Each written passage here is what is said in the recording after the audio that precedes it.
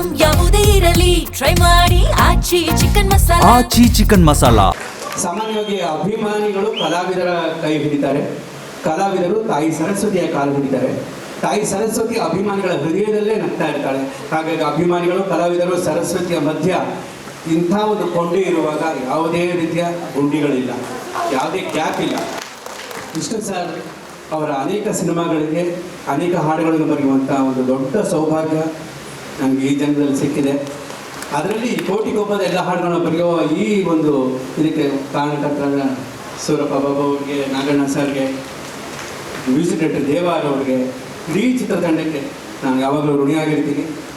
ಇದರಲ್ಲಿ ಒಂದು ವಿಷಯ ನಾನು ಹೇಳ್ಬೋದು, ಹೇಳ್ತಾ ಹೋದರೆ 24 ಗಂಟೆಗಳ ಕಾಲ ಕೂಡ ವಿಷ್ಣು ಸಾರ್ ಜೊತೆಗಿನ ಒಡನಾಟದ ಬಗ್ಗೆ ಮಾತಾಡಿದ್ರು ಇನ್ನೂ ಎಷ್ಟೋ ಉಳಿದಿರುತ್ತೆ. ಒಂದೇ ಒಂದು ಮಾತು ನಾನು ಹೇಳ್ಬೋದು, ಎಷ್ಟೋ ಸಂದರ್ಭಗಳಲ್ಲಿ ಖಾಸಗಿಯಾಗಿಯೂ ನನಗೊಬ್ಬ ತಾಯಿಯಾಗಿ ನನ್ನ ಜೊತೆ ನಿಂತವರು, ತಂದೆಯಾಗಿ ನಿಂತವರು, ಎಷ್ಟೋ ವಿಷಯದಲ್ಲಿ ಗುರುವಾಗಿ ನಿಂತವರು, ಈಗ ದೇವರಾಗಿ ನಿಂತವರು.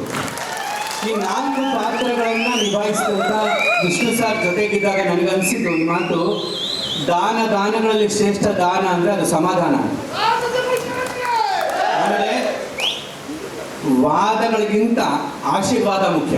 ಈ 2 ವಿಷಯ ನನಗೆ ಯಾವಾಗಲೂ ಅವ್ರ ಜೊತೆಗೆ ಅವ್ರು ನೆನೆಸ್ಕೊಂಡಾಗ ನನ್ನ ಮನಸ್ಸಿಗೆ ಬರುತ್ತೆ.